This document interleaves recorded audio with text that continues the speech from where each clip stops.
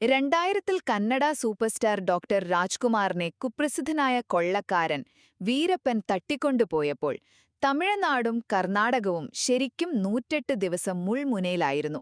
ഒന്നാമതായി, ഈ തട്ടിക്കൊണ്ടുപോകൽ ഭയങ്കര നാടകീയമായിരുന്നു. 2000 ജൂലൈ 30-ന് രാത്രി ഗജന്നൂരിലെ ഫാം ഹൗസിലേക്ക് വീരപ്പനും സംഘവും അതിക്രമിച്ചു കയറി. 70 കഴിഞ്ഞ രാജ്കുമാറിനെയും മറ്റു 3 പേരെയും കൂട്ടി സത്യമംഗലം കാടുകളിലേക്ക് നടത്തിക്കൊണ്ടുപോയി. രണ്ടാമത്തെ കാര്യം, വീരപ്പന്റെ ആവശ്യങ്ങൾ പണമായിരുന്നില്ല, മറിച്ച് രാഷ്ട്രീയപരമായിരുന്നു എന്നതാണ്.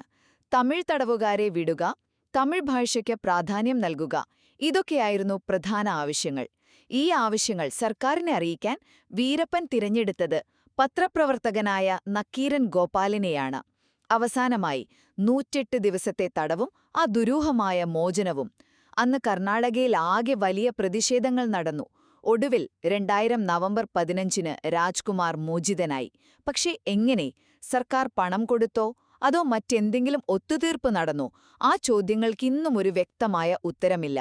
ചുരുക്കത്തിൽ, രാജ്കുമാറിനെ തട്ടിക്കൊണ്ടുപോയതിലൂടെ വീരപ്പൻ ഒരു സാധാരണ കൊള്ളക്കാരൻ എന്നതിലുപരി ദക്ഷിണേന്ത്യൻ ചരിത്രത്തിൽ തന്നെ വലിയൊരു രാഷ്ട്രീയ പ്രതിസന്ധി ഉണ്ടാക്കുകയായിരുന്നു.